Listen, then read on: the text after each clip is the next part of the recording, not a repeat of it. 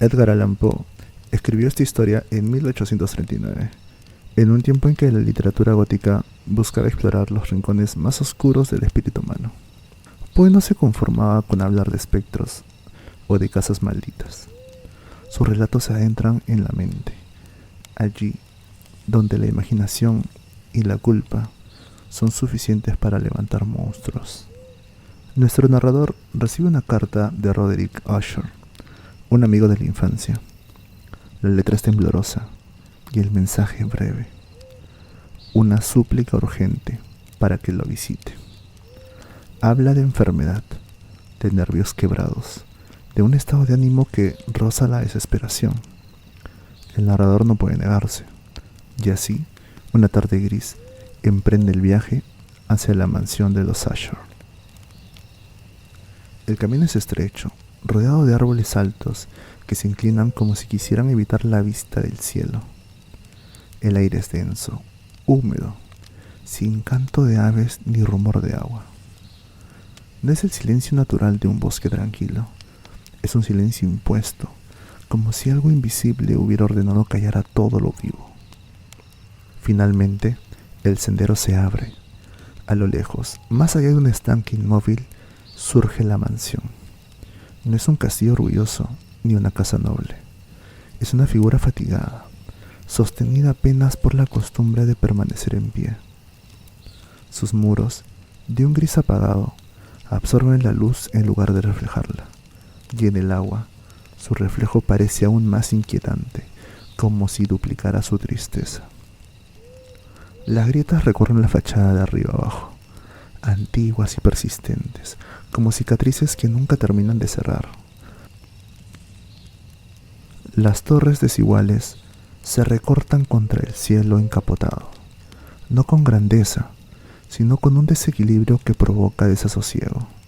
Y las ventanas, largas, estrechas, semejan ojos que no buscan mirar hacia afuera, son ojos ciegos, fijos en algo interno.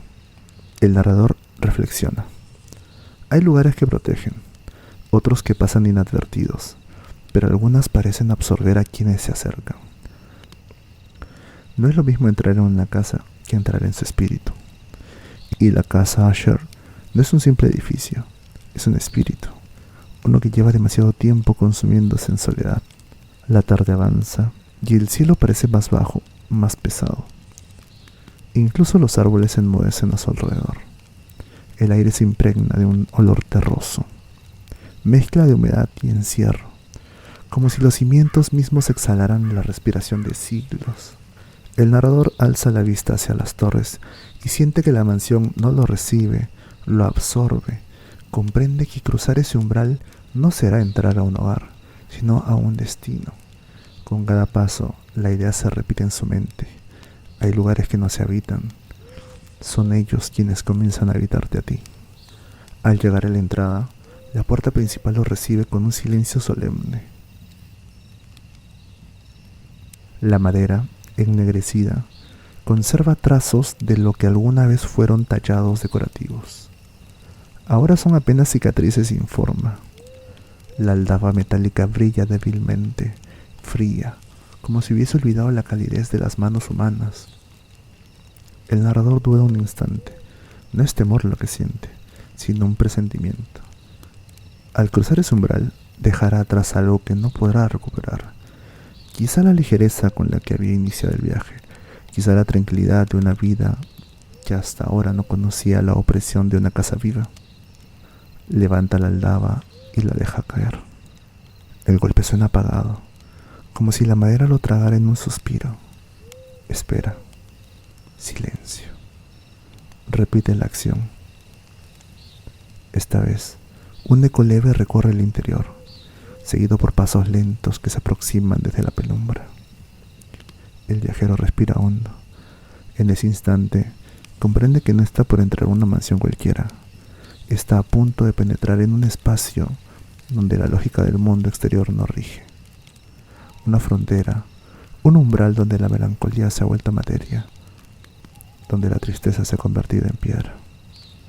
Y con esa certeza, la puerta comienza a abrirse.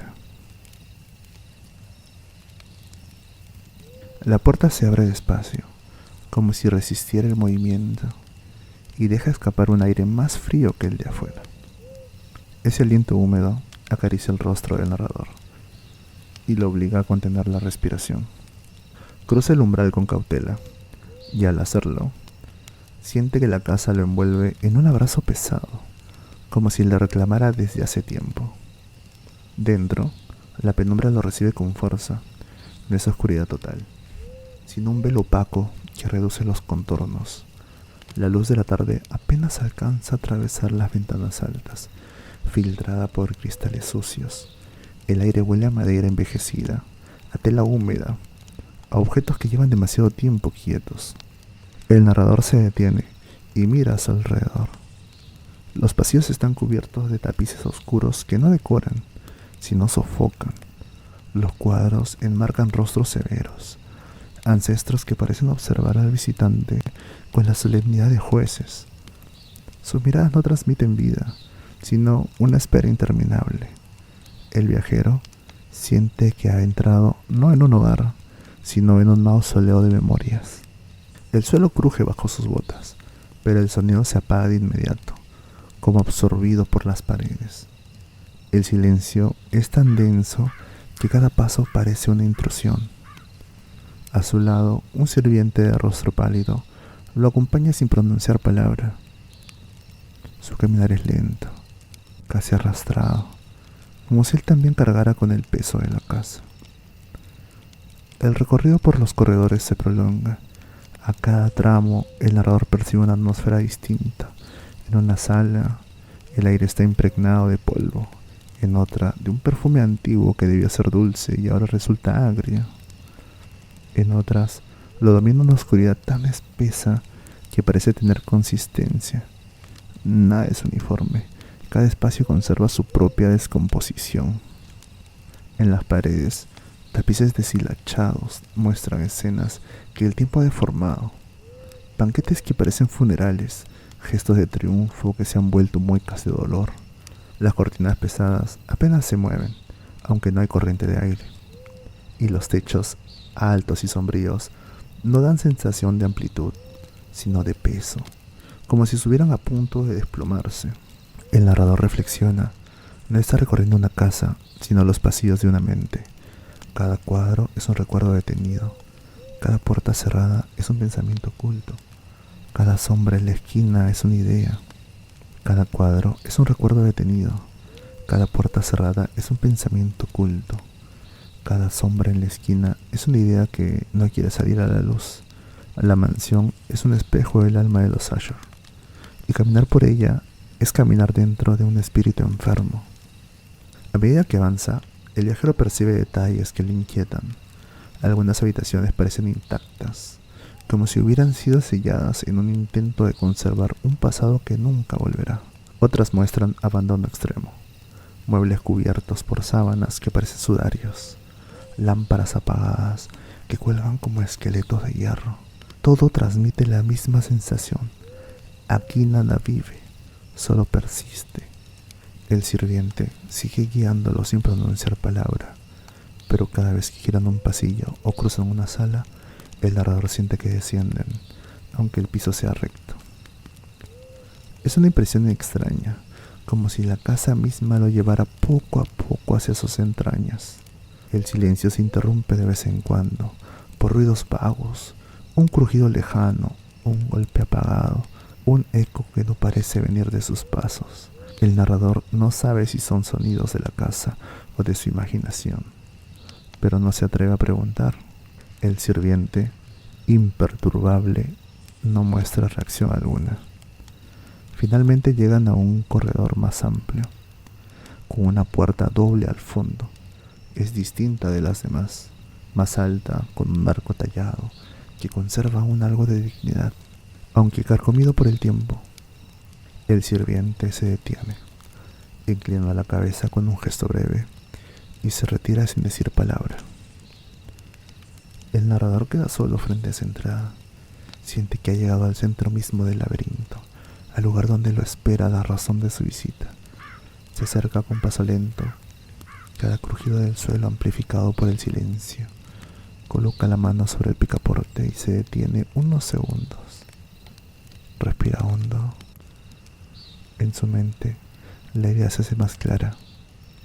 No está a punto de visitar a un amigo enfermo. Está a punto de encontrarse con el corazón de la mansión, con la raíz del malestar que ha contaminado cada piedra, cada sombra. La puerta comienza a abrirse. El aire que escapa de la sala es aún más frío, aún más denso. El narrador sabe que lo que está a punto de ver marcará un antes y un después en su visita. El reencuentro con Roderick Usher. La puerta se abre y revela una sala amplia, iluminada apenas por una ventana alta. La luz entra en hilos débiles, incapaces de vencer la penumbra. El aire es espeso, cargado de un silencio extraño, como si en aquel espacio las horas no transcurrieran. En el centro, en un sillón de respaldo alto, lo espera Roderick Usher. El narrador siente un escalofrío. El hombre que tiene delante es irreconocible respecto al muchacho que conocía en la infancia. Su piel es de una palidez extrema, casi translúcida, como cera a punto de derretirse. Sus labios son delgados y resecos, y sus ojos parecen encenderse con un fuego febril, demasiado vivo para un cuerpo tan apagado. No mira simplemente, devora con la mirada, como si sus pupilas llevaran dentro una fiebre perpetua. Roderick se levanta lentamente, y cada movimiento suyo parece costarle un esfuerzo enorme, como si el aire mismo pesara sobre sus huesos. Extiende una mano temblorosa y aprieta débilmente la del narrador. Lo saluda con voz baja, insegura pero cargada de una gratitud nerviosa. El narrador apenas puede ocultar su impresión. Recuerda a un joven sensible, de gestos suaves, con inclinaciones artísticas. Ahora, en cambio, lo tiene ante sí convertido en una sombra. Un hombre consumido por la hipersensibilidad, quebrado en cuerpo y espíritu. Roderick se disculpa por su estado y comienza a explicar su condición. Dice que sufre una enfermedad poco común, una sensibilidad que lo atormenta. La luz le quema los ojos, los sonidos lo perforan, los olores lo sofocan, y hasta el roce más leve lo hiere. Cada estímulo es una agresión. Su breve existencia es un tormento constante. El narrador reflexiona. Hay personas que viven con la piel abierta hacia el mundo, incapaces de protegerse de lo que sienten. Lo que para otros es música, para ellos es ruido atroz. Lo que para otros es una caricia, para ellos es un fuego ardiente. Esa sensibilidad, que en un poeta sería un don, en Roderick se ha vuelto una condena lenta e inescapable. La conversación avanza. Roderick sonríe apenas, con un gesto débil que no alcanza a ocultar su ansiedad. Habla de su linaje, de los Usher, de cómo durante generaciones nunca se mezclaron con otras familias. Una línea única, repetida sobre sí misma, cada vez más frágil, cada vez más aislada. La sangre y la casa parecen seguir la misma suerte, ambas marchitas, ambas fatigadas. El narrador observa la sala y comprende el paralelismo. Los muebles, aunque antiguos y valiosos, parecen carecer de vida. Las cortinas pesadas no dejan pasar la luz. El aire no circula. Todo en la habitación refleja el mismo estado de su anfitrión. Deterioro, elegante, pero inevitable. Roderick continúa hablando cada vez más febril. Confiesa que siente que la casa lo oprime, que cada piedra, cada sombra, cada grieta lo vigila. Dice que las paredes le susurran, que el techo se inclina sobre él, que la mansión no es solo su hogar, sino una presencia que lo consume. El narrador lo escucha en silencio. Quiere tranquilizarlo, pero en su interior reconoce la verdad inquietante. En las pocas horas que lleva dentro, él mismo ha sentido esa presión invisible, ese aire cargado que se mete en la piel. El silencio se instala de nuevo. Roderick baja la mirada y por un instante parece tan frágil como un niño. Sus manos se crispan sobre los brazos del sillón y cuando vuelve a hablar, su voz es apenas un susurro. Confiesa que teme perder la razón. No teme la muerte, teme la locura. El narrador conmovido promete acompañarlo, darle consuelo, aunque en su interior sabe que su tarea era más dura de lo que imaginaba. No ha venido solo a visitar a un amigo enfermo, ha venido a ser testigo de un abismo que se abre lentamente, tanto en el hombre como en la casa que lo rodea. Y con ese pensamiento comprende que su viaje apenas ha comenzado. Después del primer encuentro, el narrador comienza a habitar la mansión. No tarda en descubrir que su interior no es menos opresivo que la apariencia externa. Los pasillos se extienden como túneles interminables, donde la penumbra domina incluso en horas de día. Las pocas lámparas encendidas apenas ofrecen claridad. Su luz débil solo resalta la vastedad de las sombras. En las paredes cuelgan cuadros inquietantes. No representan escenas alegres ni paisajes luminosos. Son imágenes sombrías, paisajes desolados, arquitecturas imposibles, rostros deformados por la angustia. El narrador siente que esas pinturas no fueron hechas para embellecer, sino para aprisionar un estado de ánimo. Son ventanas, pero no hacia el mundo, sino hacia la mente febril de su dueño. El aire es pesado, siempre húmedo, como si la mansión estuviera enferma. Cada sala guarda un olor distinto: polvo, madera enmohecida, libros viejos, perfumes que alguna vez fueron dulces y ahora son solo sombras de sí mismo. El narrador observa a los pocos sirvientes que se cruzan en su camino. Todos caminan en silencio, cabizbajos, como si fueran sombras obedientes de la casa. Ninguno habla más de lo necesario, y sus pasos se confunden con el crujir de la madera. Las noches resultan aún más inquietantes. El silencio no es absoluto. A veces se interrumpe con crujidos, golpes lejanos o un eco que parece provenir de sótanos invisibles. El narrador se desvela, preguntándose si esos ruidos son parte natural del envejecimiento de la mansión o si son manifestaciones de algo más profundo. En los días siguientes, Roderick comparte con él algunos momentos en los que busca distraerse. Lo conduce a habitaciones donde guarda instrumentos musicales, libros antiguos y algunos lienzos. Allí, el narrador ve otra faceta de su amigo, la de un artista, consumido por su propia sensibilidad. Roderick toca el laúd con manos temblorosas, y de él surgen melodías tristes, llenas de melancolía. El sonido vibra en las paredes, como si la casa misma resonara con cada nota.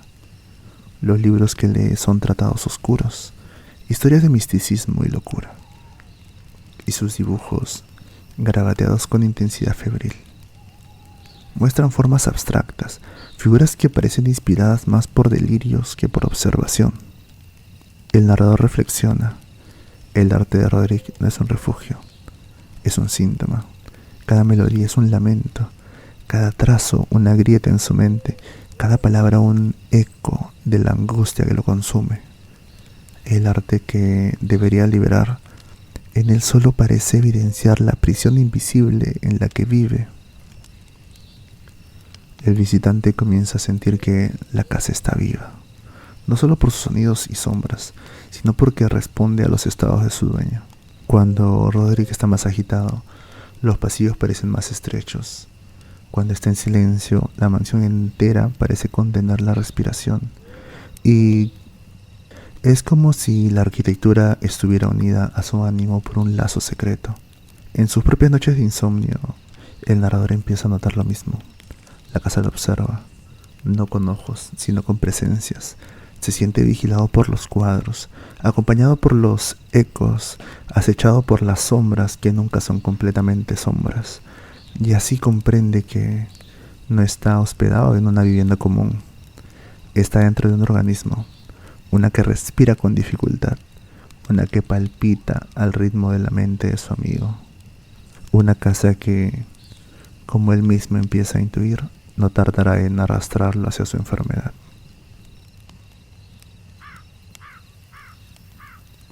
El narrador pasa algunos días conviviendo con Roderick, escuchando sus pensamientos febriles, observando sus costumbres extrañas. La mansión, cada vez más, le parece un organismo vivo que respira y late al compás del ánimo de su dueño. Pero pronto descubrirá que no está habitada solo por él.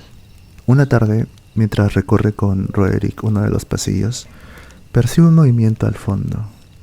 Una figura femenina cruza lentamente, envuelta en un vestido largo, y desaparece tras una puerta sin hacer ruido alguno. El narrador se detiene, sorprendido. Roderick baja la mirada, evita explicar y continúa caminando como si nada hubiera ocurrido. La visión lo persigue. La mujer parecía un espectro. Su piel era tan pálida que casi se confundía con la tela clara de su vestido. Sus pasos no sonaban sobre el suelo, y sus ojos, apenas entrevistos, no parecían mirar al frente, sino hacia un punto lejano, invisible, como quien camina entre dos mundos. Más tarde, el narrador se atreve a preguntar. Roderick, con voz tensa, admite que se trata de su hermana, Lady Madeline. Dice que padece una enfermedad singular, misteriosa, que la mantiene en un estado de debilidad constante. A veces parece dormir de pie, a veces deambula como un sonámbulo. Explica que los médicos han fracasado en comprender su dolencia y que su estado empeora con los días. El narrador guarda silencio, pero en su interior siente un escalofrío. Aquella figura no tenía el aspecto de una mujer enferma, sino de una aparición, un reflejo de carne que pronto se desvanecerá. Roderick cambia de tema con brusquedad, como si no quisiera prolongar la conversación. Sus manos tiemblan y el narrador comprende que el sufrimiento de su amigo no se limita a su cuerpo y a su mente, sino que se extiende al vínculo con su hermana. Los dos parecen atrapados en la misma condena. Los días siguientes confirman su impresión. A veces, mientras lee o escribe, el narrador siente una presencia en la sala. Al levantar la vista, la encuentra allí, Madeline, de pie, inmóvil, observando nada en particular. Nunca habla, nunca se anuncia, solo está. Y tan pronto como aparece, se marcha con la misma ligereza, dejando tras de sí un silencio más pesado que antes. El narrador reflexiona: no hay nada más inquietante que aquello que no se explica. Una sombra puede combatirse con luz, un ruido con palabras, pero una presencia muda y frágil desarma el espíritu. Madeline parece ser el eco de la mansión, un recordatorio de que en esa casa la vida y la muerte caminan demasiado cerca una de la otra. Cada encuentro con ella profundiza la sensación de estar atrapada en un sueño lúgubre. El narrador comienza a sentir que su propia percepción se altera. Las horas se confunden, los pasillos parecen más largos de lo que son, y el silencio pesa como si pudiera quebrarse en cualquier momento. Y así, entre la fragilidad de Roderick y la presencia espectral de Madeline, comprende que la mansión no solo encierra cuerpos enfermos, encierra destinos. Los días en la casa Asher transcurren como un sueño pesado. El narrador intenta mantener la calma, convencido de que su presencia puede traer alivio a Roderick, pero pronto comprende que la rutina dentro de la mansión no es normal. Cada instante parece teñido por la enfermedad y la melancolía que gobiernan sus habitantes. Por las mañanas, Roderick rara vez sale de su habitación. Sus pasos son débiles, su voz temblorosa, Sin embargo, insiste en recibir a su amigo para conversar o compartir lecturas. A veces abre antiguos volúmenes de filosofía, tratados de misticismo o manuscritos que parecen escritos en el borde de la locura. El narrador observa que Roderick no busca aprender de esos textos, sino confirmarse en ellos. Cada página parece un espejo de su angustia, lo que para otros sería erudición. En él es un alimento para su delirio. Sus ojos brillan al encontrar pasajes sobre la muerte, sobre almas atrapadas, sobre casas embrujadas, como si en esas palabras hallara una justificación para su propia condena. A mediodía, suele llevarlo a una sala donde guarda sus instrumentos musicales. Roderick toma el laúd, y aunque sus manos tiemblan, de las cuerdas brotan melodías tristes, tan melancólicas que parecen arrancar lágrimas de la misma piedra. El narrador siente que esas notas no son solo música, son lamentos convertidos en sonidos, en lenguaje que expresa lo que su amigo no puede articular en palabras. En otras ocasiones, Roderick se sienta frente a un lienzo. Pinta sin planificación, con trazos abruptos, dejando que la mano lo guíe. Sus cuadros no representan escenas reales, son arquitecturas imposibles, figuras retorcidas, paisajes que parecen sacados de pesadillas. Ninguna tiene color alegre, todas respiran desolación. El narrador reflexiona. El arte de Roderick no es un refugio, es un síntoma. Cada melodía es un suspiro ahogado, cada trazo una grieta en su mente. En lugar de liberarlo, su arte lo encierra más en su angustia, como un eco que solo multiplica el dolor, y la casa silenciosa parece escuchar y aprobar cada creación. Al caer la tarde, los corredores vuelven a llenarse de sombras. El narrador nota que en esos momentos Roderick se agita más, camina de un lado a otro, habla consigo mismo, se cubre los oídos como si intentara huir de sonidos invisibles.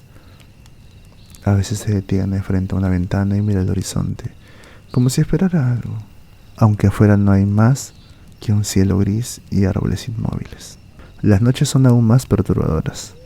El narrador escucha cómo Roderick toca su laúd en horas tardías, arrancando notas casi imperceptibles, como si temiera despertar a la casa, y al mismo tiempo necesitara asegurarse de que lo escucha. Es un diálogo secreto entre el músico y las paredes. Mientras tanto, Lady Madeline aparece cada vez menos. Sus pasos se vuelven más escasos, su presencia más etérea, y cada ausencia suya parece hundir más a Roderick en el temor y la desesperación. El narrador empieza a sentir que los tres, Roderick, Madeline y la mansión, forman un mismo cuerpo enfermo, del cual él se ha vuelto un huésped accidental. En sus pensamientos nocturnos se pregunta ¿cuánto tiempo podrá resistir antes de que la atmósfera lo consuma también? Porque en la casa Usher no se vive, se sobrevive. Y cada día se siente como una larga repetición de los anteriores, cada vez más oscura, cada vez más silenciosa. El tiempo en la casa Usher parecía haberse detenido. Los días se repetían con la misma densidad, como si la mansión no dejara avanzar al mundo exterior. En ese clima de opresión, Lady Madeline fue apagándose poco a poco. Al principio, aún cruzaba los pasillos de vez en cuando, envuelta en su silencio. Su figura esbelta, cubierta siempre con vestidos largos, se deslizaba sin producir apenas sonido. Pero pronto, sus apariciones se volverían escasas, hasta casi desaparecer. La enfermedad la consumía, borrando los restos de vitalidad que le quedaban. Una tarde, el narrador la observó de cerca. Su piel tenía la transparencia de la cera, sus labios habían perdido el color y su respiración era tan débil que parecía disolverse en el aire. No era la imagen de una mujer viva, sino la de un espectro que seguía atado al mundo por un hilo invisible. Roderick evitaba cualquier mención a su hermana. Si alguien insinuaba algo sobre ella, desviaba la mirada y cambiaba de tema con brusquedad. Sin embargo, Sus ojos cada vez más febriles revelaban la verdad. La vida de Madeleine era también la suya, y su deterioro lo estaba arrastrando hacia el mismo abismo. Una mañana, la noticia golpeó al narrador. Lady Madeleine había muerto. Un sirviente se lo comunicó con voz apagada, y aunque el viajero sintió un estremecimiento, no pudo decir que lo sorprendía. Había visto en su rostro ese desenlace anunciado desde hacía semanas. Roderick recibió la noticia con una calma extraña. No lloró, no gritó, pero hablaba con una agitación contenida. Dijo que no quería sepultarla aún en el cementerio cercano. La humedad, explicó, dañaría la tumba. Insistió en mantenerla en unos días en la cripta familiar, bajo la mansión. El narrador, aunque inquieto, no se atrevió a contradecirlo. Descendieron juntos hacia el subsuelo. Los pasillos estrechos se volvían más húmedos a cada paso, y el aire se impregnaba de un olor metálico, como hierro oxidado. El narrador no tardó en darse cuenta de que aquel lugar había sido una mazmorra. Las paredes conservaban argollas y marcas de cadenas, cicatrices de un pasado oscuro que ahora sería tumba. Colocaron el ataúd en el centro de la cámara. El narrador, antes de cerrarlo, miró una última vez el rostro de Madeleine. La palidez extrema resaltaba aún más su belleza, pero lo que lo perturbó fue su expresión. La muerte suele traer reposo, pero en ella había rigidez, tensión, un gesto que parecía contener resistencia. Sus labios cerrados mostraban firmeza, sus párpados no descansaban del todo. El narrador sintió un escalofrío. ¿Estaba realmente muerta? Por un instante, la frontera entre la enfermedad y el final parecían demasiado delgada. Cerraron el ataúd y el golpe de la madera resonó en la cripta como un eco de siglos. La lámpara que llevaban parpadeó, proyectando sombras deformes en las paredes. Al retirarse, sus propios pasos retumbaban como si fueran acompañados por un cortejo invisible. Roderick se desplomó en una piedra cercana, con los labios entreabiertos y los ojos fijos en el ataúd. No derramó lágrimas, pero su silencio era peor que cualquier lamento. El narrador comprendió que su amigo estaba a punto de quebrarse, no por la pérdida, sino por la sospecha que lo atormentaba, que Madeleine no había partido del todo.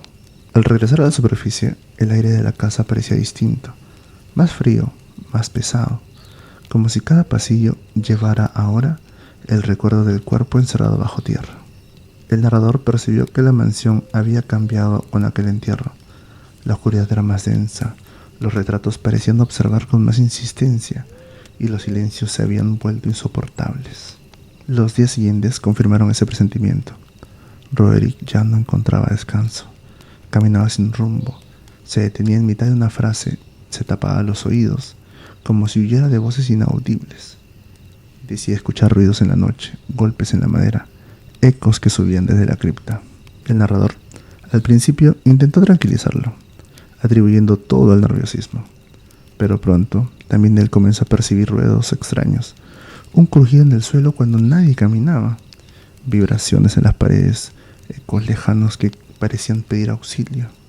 Cada sonido le devolvió una imagen de Madeleine en el ataúd, con ese rostro ambiguo suspendido entre la vida y la muerte. La casa Usher, más que nunca, parecía viva. Sus muros absorbían el miedo, sus pasillos lo amplificaban, sus sombras lo repetían. El narrador comprendió que no había presenciado un final, sino el inicio de un tormento mayor, porque en esa casa nada descansaba y ni siquiera la muerte ofrecía certeza.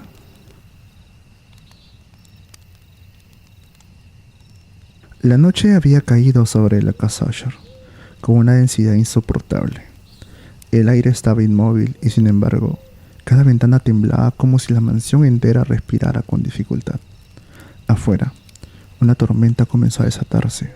Relámpagos cortaban el cielo y el estruendo del trueno parecía surgir no de las nubes, sino del corazón mismo de la tierra. Roderick estaba peor que nunca. Caminaba de un lado a otro, con las manos crispadas, los ojos desorbitados, los labios murmurando frases que el narrador no alcanzaba a entender. Parecía escuchar voces en cada rincón, como si las paredes lo llamaran por su nombre. El narrador describe: los truenos no parecían simples ruidos de tormenta. Cada estallido hacía vibrar los cimientos de la casa, como si les respondieran algo que se agitaba bajo tierra. El viajero sintió que aquella noche la mansión estaba viva y que la tormenta era su voz rugiendo en la oscuridad. Para calmar a su amigo, tomó un libro antiguo y decidió leer en voz alta. Era un relato de caballeros y dragones, una narración fantástica que buscaba distraerlo del miedo que lo consumía. Al principio, la voz del narrador llenó la sala con cierta calma. Las palabras fluían, describían del héroe que avanzaba con su espada, el monstruo que rugía en las cavernas.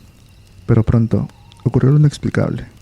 En el mismo instante en que el narrador leía sobre un crujido de escudos, un golpe sordo resonó dentro de la mansión. Se detuvo sorprendido. Miró a Roderick, que lo observaba con una sonrisa nerviosa. El viajero respiró hondo y continuó leyendo.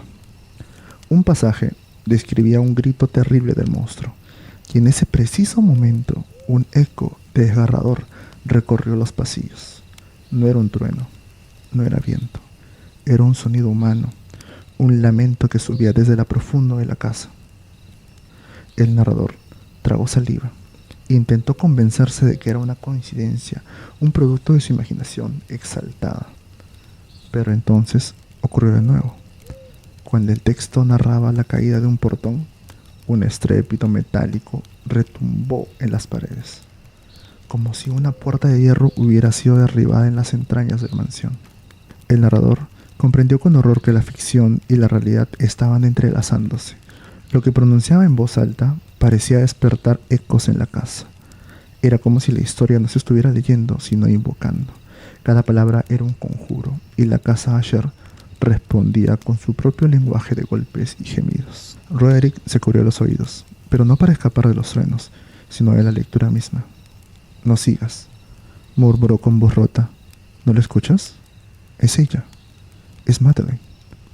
Sus ojos desorbitados brillaban como brasas en la penumbra. El narrador quiso negarlo, pero la certeza lo atravesaba también. Aquellos sonidos no podían ser fruto del azar. No eran simples coincidencias. Había algo vivo, algo que subía desde la cripta, respondiendo a cada palabra, a cada frase.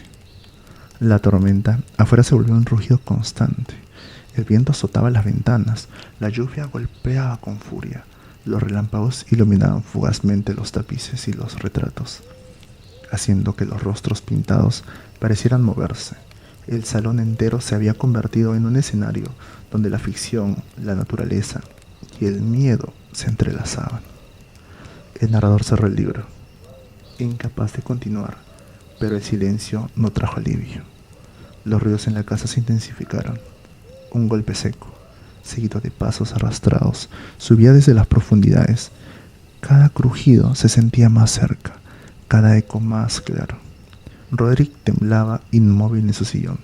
Sus labios murmuraban frases incoherentes y su mirada fija en la puerta parecía anticipar una presencia. La mansión entera vibraba, no con el trueno, sino con algo que venía desde adentro. El narrador comprendió entonces que el relato de la lectura no había sido una distracción, había sido una revelación. Lo que estaba escrito en las páginas no era invención, sino reflejo de una verdad terrible que aguardaba en las sombras de la casa Asher. Y lo peor estaba aún por venir. La tormenta rugía con una furia que parecía arrastrar el mundo entero hacia la ruina. El narrador, pálido, dejó el libro sobre la mesa. Afuera, el cielo ardía con relámpagos y adentro, la mansión entera temblaba como si sus muros estuvieran a punto de derrumbarse. Roderick se balanceaba en su sillón, con los ojos desorbitados, murmurando frases inconexas. ¿Lo oyes?, repetía una y otra vez. ¿No escuchas sus pasos? Está aquí, está aquí. Entonces, un golpe resonó en lo profundo de la casa. Fue un sonido seco, metálico, como el de un ataúd abriéndose. El narrador contuvo la respiración. No era un trueno, no era el viento, provenía del subsuelo. El siguiente ruido fue más claro. pasos arrastrados subiendo por los pasillos.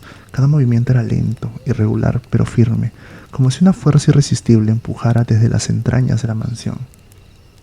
El viajero sintió cómo el sudor frío le corría por la espalda. No era ilusión, no era eco.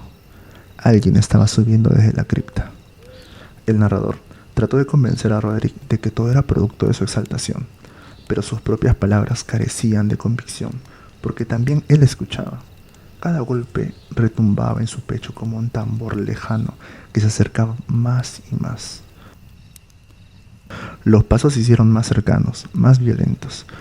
Una puerta se cerró de golpe en algún pasillo, y después, un quejido humano, sofocado, atravesó las paredes. El narrador sintió que la mansión entera vibraba al ritmo de esa ascensión invisible.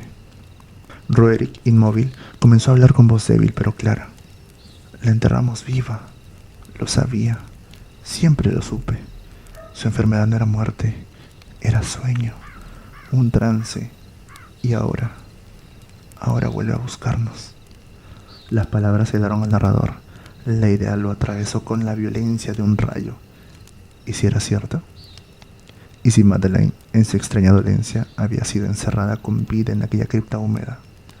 El rostro que recordaba en el ataúd, con sus labios tensos y sus párpados inquietos, cobró de pronto un nuevo y terrible sentido. El silencio de la sala se rompió con un estrépito final. La puerta principal se abrió de par en par. Y allí, de pie, en el umbral, apareció Lady Madeleine.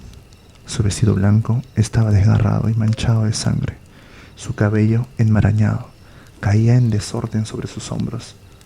Sus ojos, abiertos con furia, no miraban al narrador, sino directamente a su hermano. Era una visión que unía lo humano con lo espectral, la vida con la tumba.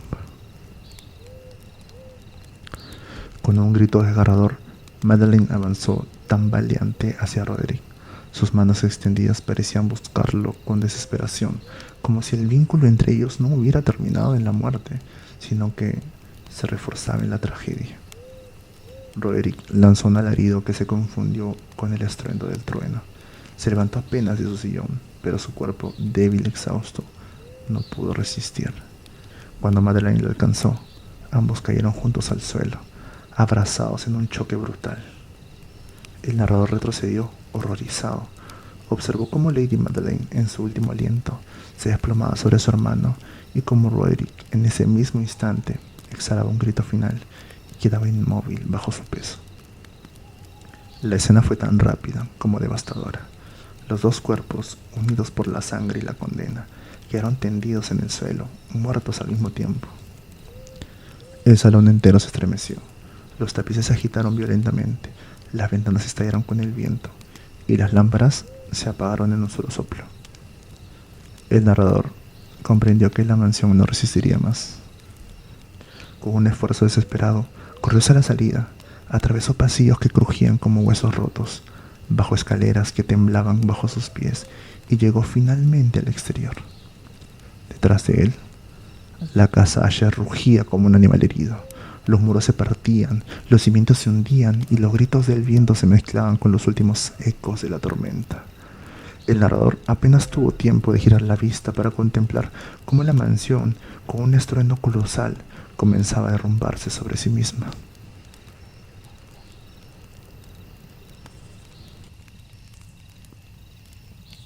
El narrador huía sin mirar atrás, impulsado por el instinto más puro: sobrevivir. El viento la azotaba, la lluvia la empapaba, el suelo temblaba bajo sus pies, como si la tierra misma quisiera abrirse. Atravesó el portón exterior y corrió hasta el borde del estanque. Allí se detuvo, jadeante, obligado a volverse. La visión fue aterradora.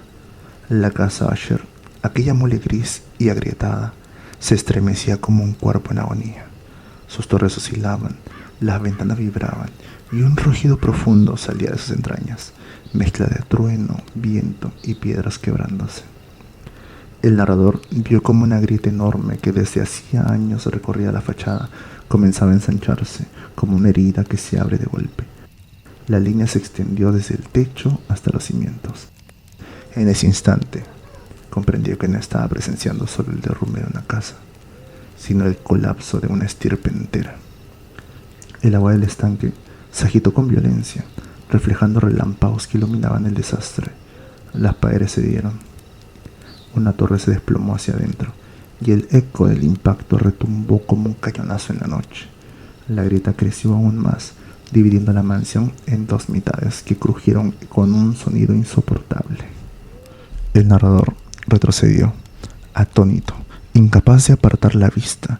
Vio cómo los techos caían, cómo las piedras se desgajaban, cómo el polvo ascendía en nubes espesas. La lluvia lo cubría todo, pero no lograba apagar el rugido de la ruina. Entonces ocurrió lo inevitable. Las dos mitades de la casa se separaron con un estrépito final y se desplomaron hacia el estanque. El agua se levantó en una ola gigantesca que envolvió los restos. En cuestión de segundos, la casa Asher desapareció bajo las aguas oscuras. El narrador quedó inmóvil, mirando el estanque. La superficie volvió a cerrarse, como si nada hubiera existido jamás. No quedó muro, no quedó torre, no quedó piedra, solo un lago negro reflejando la tormenta que aún rugía en el cielo. La mansión había muerto como había vivido, en silencio y en sombra, arrastrando consigo a sus últimos habitantes. El viajero sintió que su cuerpo temblaba, no solo por el frío, sino por el peso de lo que acaba de presenciar. Allí terminaba un linaje, una historia marcada por el aislamiento, la fragilidad y la obsesión.